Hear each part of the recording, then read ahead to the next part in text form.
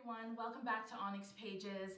This is my 7-calorie shell review extravaganza. So one of the things that I realized when I first started this channel was that I wanted to make sure that my reviews kept me authentic, kept me honest, kept me connected to my reasons for reading in the first place. I knew intuitively that sometimes when we start to create content or when we do things in the public eye, it's easy to want to please other people, and it's easy to become swayed by the promise of popularity and other things. And I wanted to make sure that ONYX Pages would be a place where I could speak about what I value and what matters to me in the books that I read.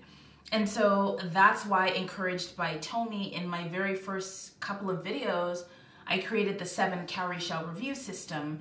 We are now on the 3rd version of the review system, even though I haven't really told anybody, but I did revamp it this year. And I revamped it because I wanted to make sure that I would use it, and I wanted to make the categories a little bit more easy for me to understand. And so the 7-calorie shell system basically has 7 prompts.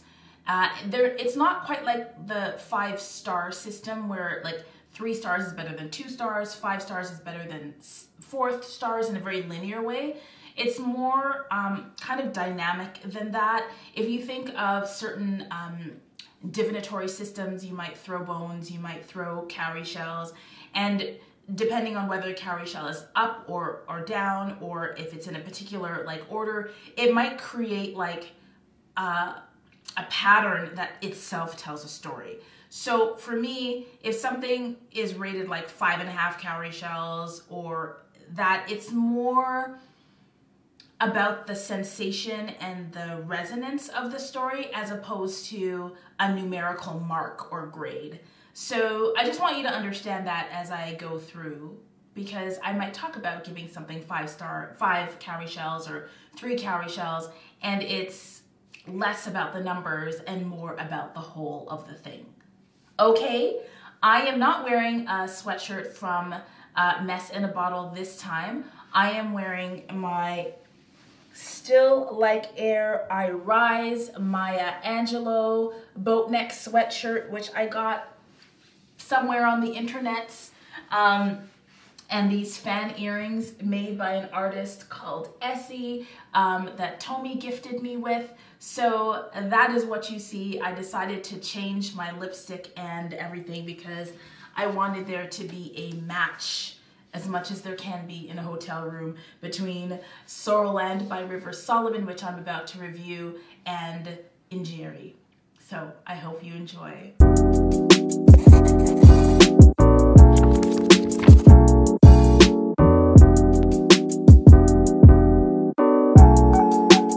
It is my absolute pleasure to talk to you about SOULar by River Solomon. This is Solomon's 3rd published work. The first being An Unkindness of Ghosts, the second being The Deep, and the 3rd, SOULar. I believe that I definitely reviewed The Deep, and I think I reviewed An Unkindness of Ghosts as I did. The Unkindness of Ghosts review I did at my parents' house in Rexdale, and the Deep I did on my couch and in our place, and now I'm doing this in a hotel room. So it is clearly a tradition that I do every review of River Solomon's works in different places. River's Solomon is a insta-buy, insta-read. I love Faye's work. I love what they do. I just want to let you know that River Solomon is one of my top authors. Wow. I annotated a lot. I need to come and show you the annotations. I will in a second. But let's talk about what SOULar is. It's a masterpiece, but let's talk about what it's, the plot and stuff. Vern, 7 months pregnant and desperate to escape the strict religious compound where she was raised, flees for the shelter of the woods. There she gives birth to twins and plans to raise them far from the influence of the outside world. But even in the forest, Vern is a hunted woman. Forced to fight back against the community that refuses to let her go, she unleashes incredible brutality far beyond what a person should be capable of, her body racked by inexplicable and uncanny changes. To understand her metamorphosis and to protect her small family, Vern has to face the past and, more troublingly, the future outside the woods. Finding the truth will mean uncovering not only the secrets of the compound she fled, but also the violent history of America that produced it. Rivers Solomon's Sorrowland is a genre-bending work of Gothic fiction. Here, monsters aren't just individuals, but entire nations. This is a searing, seminal book that marks the arrival of a bold, unignorable voice in American fiction. And Rivers Solomon is amazing and an unignorable voice. Let's talk about the review. When I get to the reading experience, I will show you my annotations because, y'all, I had a reading experience. I will say that, like many of my books, I read this one in hybrid format, so I listened to it and I also read it with my, so I read with my ears, I read with my eyes. It was a wonderful experience. I did not tab in my planner where my review is. Oh yes, so I read it during Black SFF-a-thon, Blackoween, otherwise known as October, and that, so it was one of my prompts. It satisfied underrated author because I think Rivers Solomon is underrated. It also satisfied horror because it was scary in parts, and queer representation because it had a lot of different kinds of queerness represented in the characters. So, Sorrowland. All right. Yeah. I will just preface this by saying that this was a 7-calorie read. And I was deeply moved by it. Deeply moved by this book. Like I was deeply moved by An Unkindness of Ghosts. Like I was deeply moved by The Deep. Rivers Solomon's work deeply moves me. Okay. World building. The world building is tense and complex. This world is anxious, gritty, violent. There are moments of peace, but even those are tenuous and tentative, and you can't always trust them because this is an anxious story. And still, despite the anxiety, Vern is just on the run, right? Perpetually on the run in this story. And because she is so young as a character, but also a mother of twins and like literally giving birth in the forest by herself while being hunted. Like, you know, if you just think about that for a second, pregnancy and giving birth is in itself terrifying for people who give birth at times. Like, and to do that by yourself as a teenager in the woods, in the darkness, and to choose that over what you've left, right?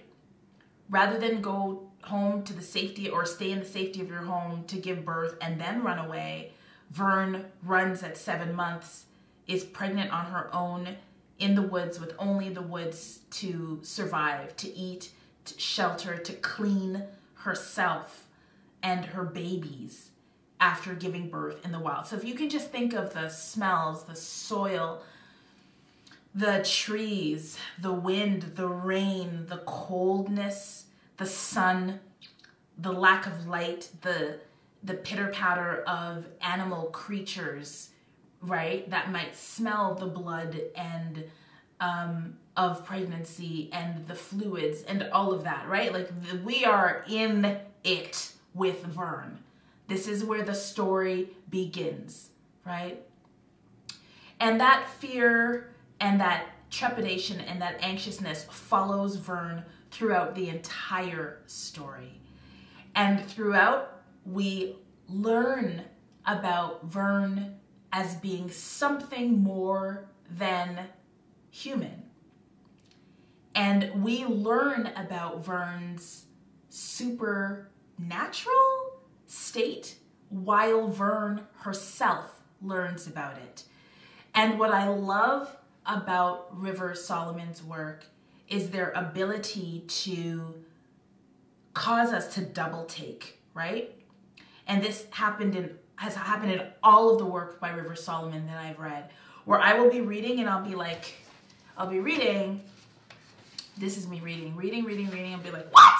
And then I have to go back and be like, what? Are you kidding me? What did I just, hold on. I couldn't have, hold on.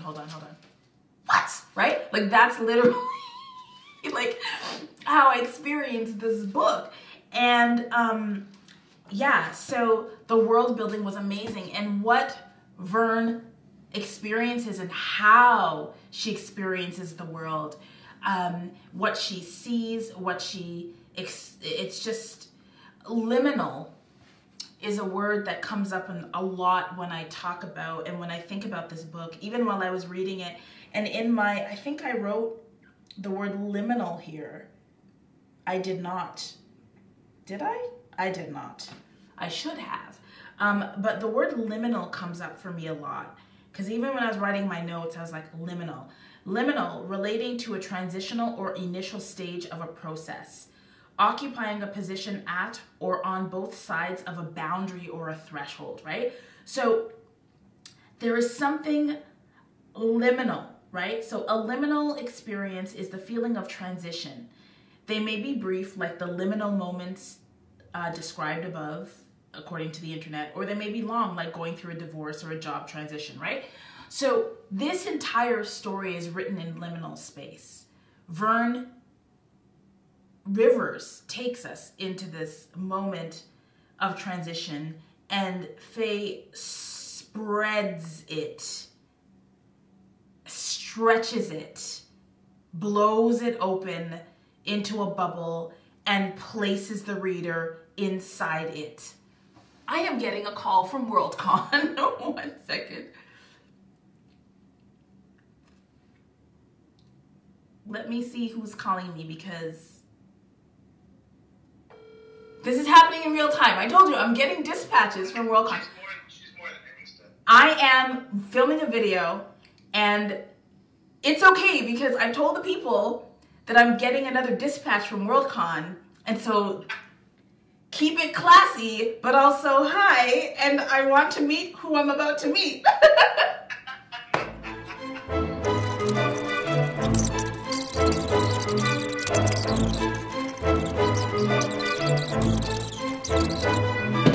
Okay. As I said, I've been getting dispatches from like Worldcon, and it's been great. What was I even talking about? I don't know. Let's keep going. Okay, so I talked about the world building. I talked about the liminal space, and I think that really goes to the calorie of point of view, because this book is written from the point of view of Vern. And also, it also speaks to characters. Like, the characters are very well done in this book. We've got several villains, but we have one villain who is just perfect. And I have to give credit, because that is what we do on ONYX Pages. I have to give credit to Jessie from Bow Ties and Books, because in one of their very early videos, probably in the first year that they started their channel, they were reviewing, I think it was A River of Royal Blood, or maybe it was, they were like 2 YAs that came out around the same time. And they were talking about, no, I don't think it was that one. Anyway, they were talking about villains and the need for us to have meaningful villains.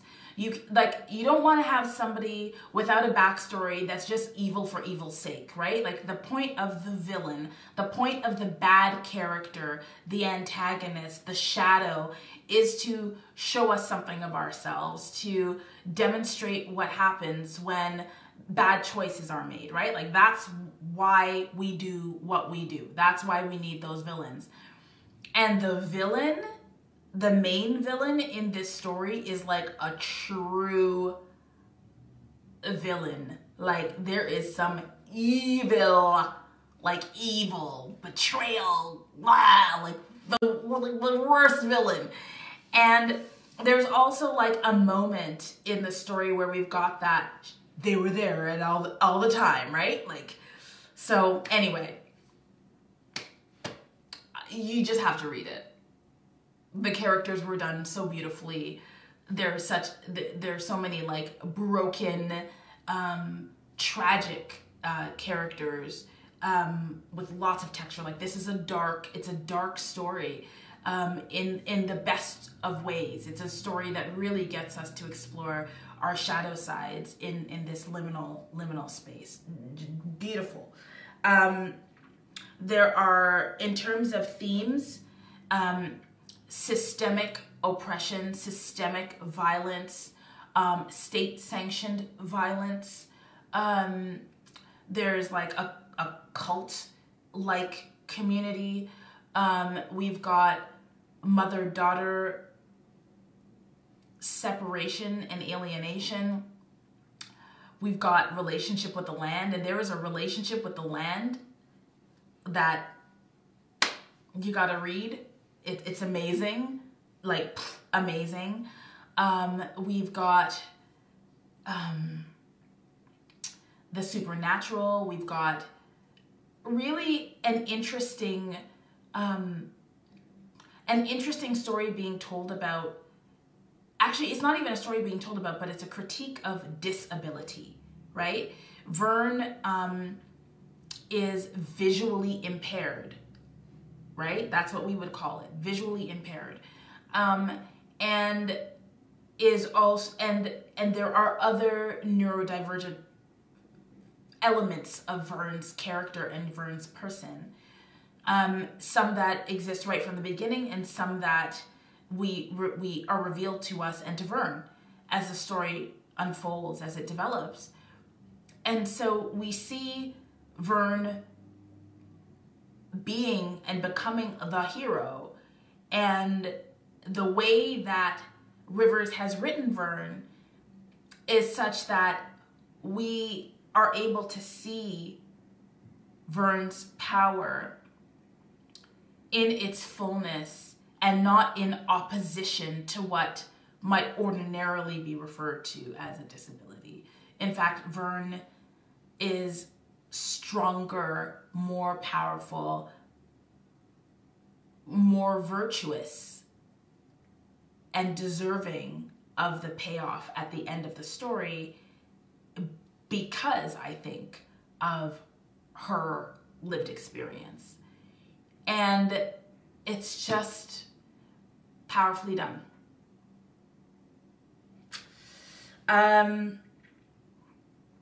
Relevance to black queer lives. There's a lot of queer relationships. There's a lot of queerness in this story that I loved. And there's casual queerness, and then, you know, queerness that causes us to stop and think, and just lots of it. There's some sex. That's good as well. And you know what? I really love the way Rivers writes sex and romance and affection, because those are all different, and intimacy between people who have different experiences of trauma, because we see a love and affection and various kinds of love and affection in An Unkindness of Ghosts between Aster and is their name Aster? I think the protagonist in Unkindness of Ghosts named Aster. And Janine or Genevieve, their friend. And then also there's another character. It's this beautiful, in Unkindness of Ghosts, if you've read it, there's a hair cutting scene that was just amazing. And then in The Deep, we see, what is the, character names I can't remember, but I feel like it starts with a Y, like Yeti or Yori or something. But we see the main character, meet somebody, and they have this relationship across identities, maybe arguably across species, and there's this beautiful intimacy that we see developing. And then we have here Vern experimenting with desire and sex and love and romance and different kinds of love, and learning, because she's quite young and has never really been in a safe environment where she wasn't being abused. So we just see her deal with that, and the way that Rivers writes these tentative, emancipatory love scenes is really beautiful. Really, really beautiful and healing, I think. So, yes. I would also say that the magical elements were really powerful. I've never seen a superhero magical. I mean, the description of this book is right when it says that it's very cross, like gender bending genre.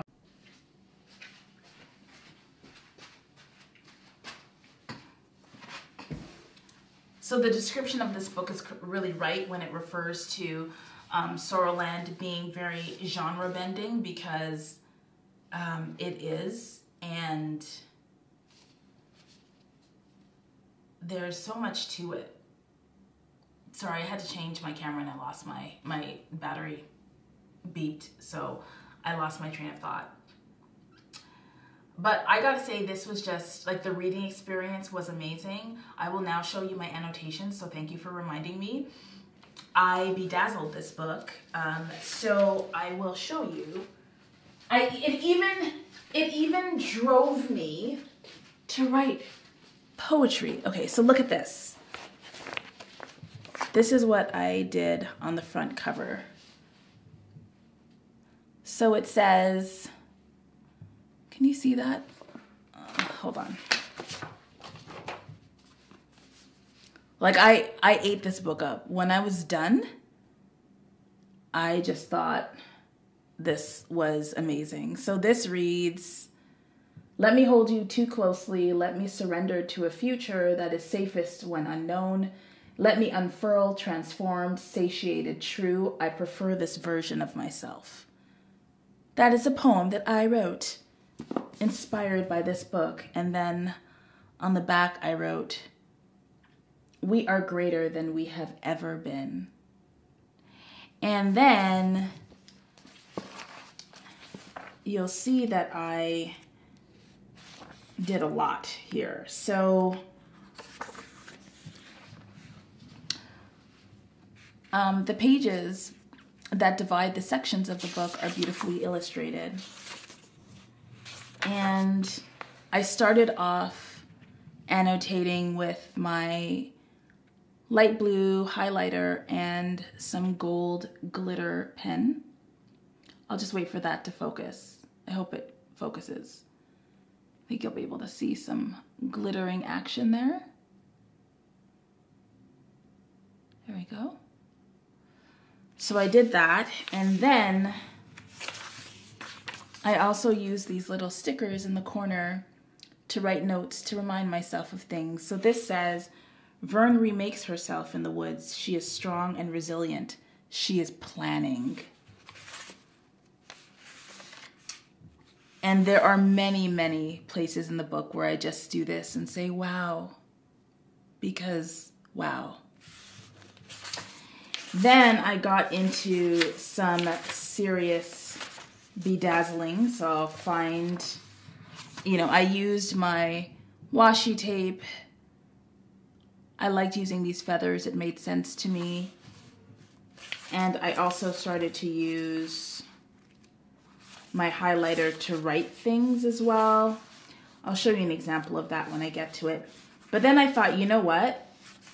There's another tab that I put in the corner. And this one says, Vern, Howling, and Farrell make a home with Bridget and Gogo.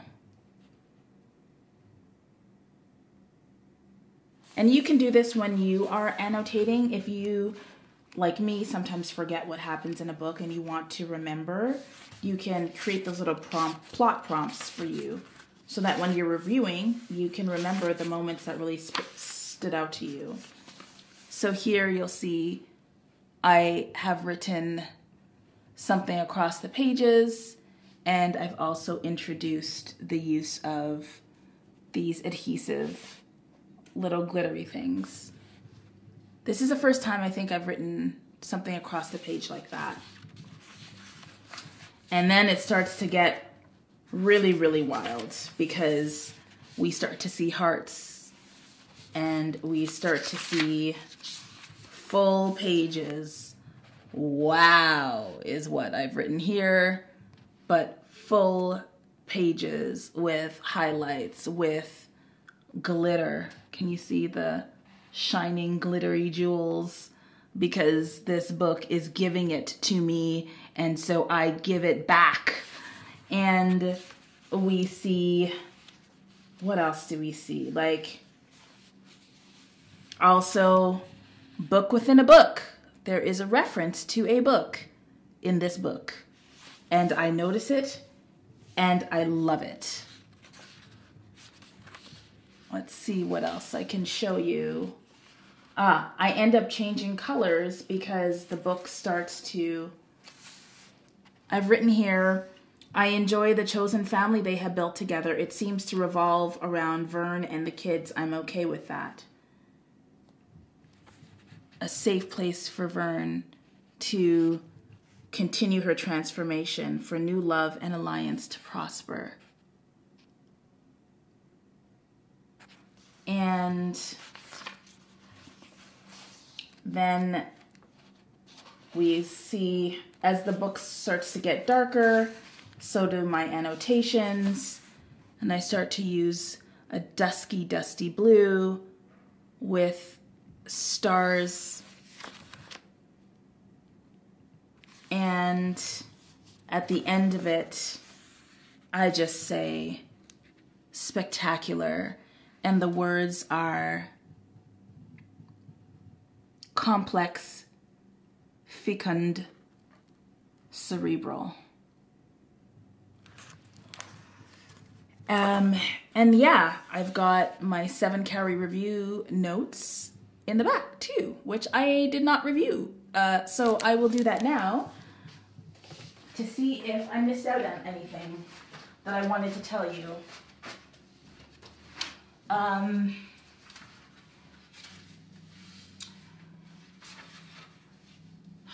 Yeah, so in terms of relevance to Black queer lives, chosen family, shame, religion, redemption and validation, beyond death, raising genderqueer kids, intersex identity, self-emancipation, the horror of the hotepery. I talked about all of that. If you've read The Dark Fantastic, you'll know what I'm talking about, but I think that book really helped me understand some of the themes in this story as well. The Dark Fantastic asks the question, what would happen if our stories were written from the perspective of the monster, the dark one, the one in the shadows, right? And that there's something to be said about that story, right? And I think that this gets right into that. Yeah, just wonderful. So this was, yeah, everything else I mentioned. I do have some cons that toward the ending, things came together quite quickly, and I think I wanted the mystery to be prolonged a little bit more. And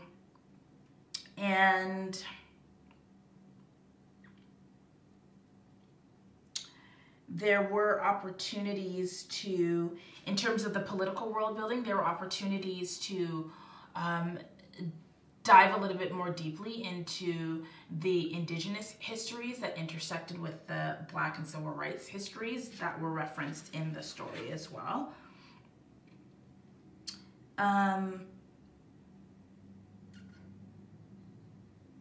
Yeah, so yeah, that was it. I would recommend, well, I would recommend anything that River Solomon writes, but I would definitely recommend SOULar. And if you haven't read any of River Solomon's work, I would suggest you read their work in order, because there is a story, an overarching story that's being told across, I think, if I do say so myself, that's being told across all of their books. So SOULar, River Solomon, do read it. And that's what I have to say about that for now. If you have read this all the way to the end, then I would recommend you, let's see. Well, the cover is blue and gold and yellow, so something blue, gold, yellow, shades of blue and gold and yellow, and white maybe. And then any emoji that reminds, if you've read this, any sort of emoji that reminds you of the book or of River Solomon's work. And I think that's it. Read with purpose. I hope you enjoyed this chatty review of SOULar by River Solomon. The next book that I'm going to talk about is the breathtaking Home is Not a Country by Sophia Alilo. I will see you in a minute. Thanks for watching.